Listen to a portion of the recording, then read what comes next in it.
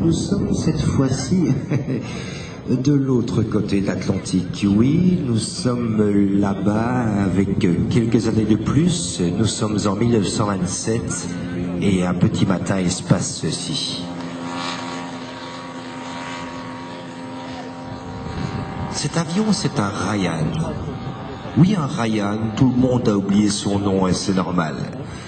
C'est normal parce que cet avion est rentré dans l'histoire une fois de plus avec un autre nom. En fait, du nom de son mécène, de son sponsor, dirions-nous aujourd'hui, c'est le Spirit of St. Louis, l'esprit de Saint-Louis. Pourquoi ?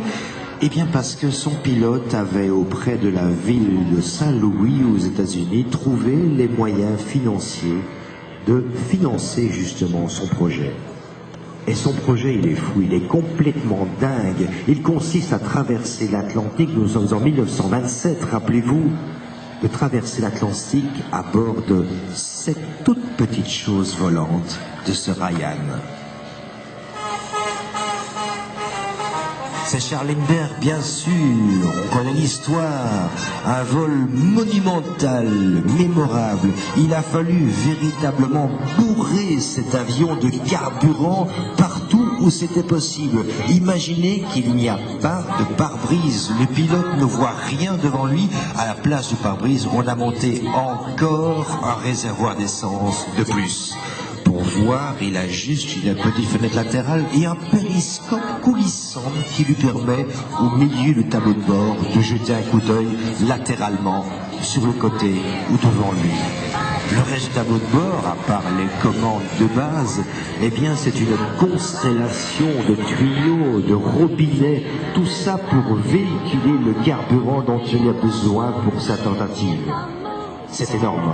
Il est assis là avec son siège en osier, je crois, un petit panier de provisions parce que il sait que ça va durer longtemps, ça va durer très longtemps. Ça va durer 33 heures. Vous imaginez ça, vous êtes assis quelque part, tout seul, isolé, sans savoir de quoi les prochaines heures seront faites, et pendant 33 heures, non seulement vous devez rester éveillé, mais vous devez piloter ça. Eh bien, c'est ce qu'il a fait, 33 heures. Et au bout de ce périple incroyable, il va rejoindre la France, évidemment, il va passer du côté du Havre, je ne sais plus, il va crier à la volée pour demander des renseignements, paraît-il, à quelques pêcheurs en bord de côte, je ne sais pas, et puis il va arriver, reconnaître la tour Eiffel et se poser au Bourget. Là-bas, l'accueil sera incroyable, sera triomphal, une foule énorme des photos l'attestent, l'attendent. C'est unique, pour la première fois, un être humain a traversé l'Atlantique en aéroplane.